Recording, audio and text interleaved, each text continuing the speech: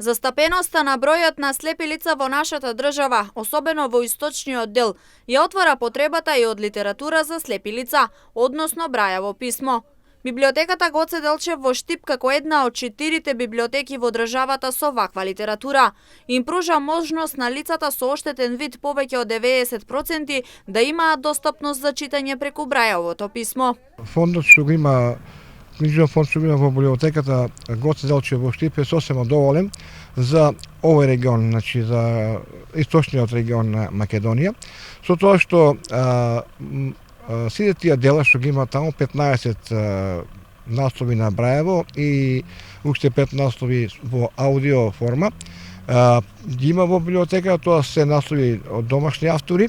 Во Штип скоро речи сите ги имат прочитано на тие книги, тие дела, така што не се веќе, мислам, ако ги земат пак да читат, значи треба да се повторат. Но да може да се прочита едно дело со Брајаво писмо, потребно е истото да се познава. Начинот на учење на ова писмо е сложено и потешко. Единствената школа е во Скопје, а лицата видот го губат во повозрасна доба, па и учењето се одвива потешко.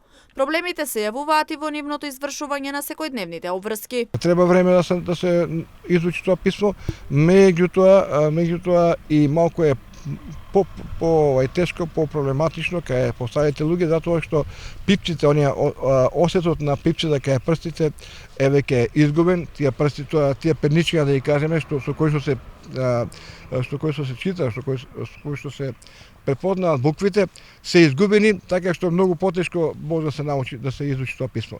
Имаме доста, неде околу 20% имаме самци, слепи лица кои што сами живеат и навистина тоа е проблем кој што мора поскитно да се изнајде, да се реши, да се постават специјализирани тротоари за движење на слепите лица. Сдруженијето за слепи лица опфаќа 5 општини во источниот дел на државата, и тоа Штип, Радовиш, Пробиштип, Конче и Карбинци. Член во ова сдружение може да биде секој поединец со висок степен на оштетување на видот, односно над 90%.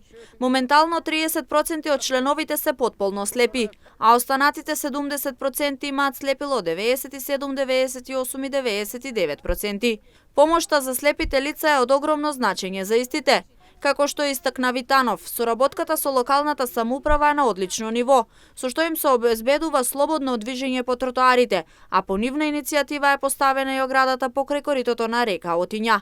Активностите кои ги презема ова сдружение не престануваат овде и се очекува нивните барања да најдат на разбирање и прифаќање.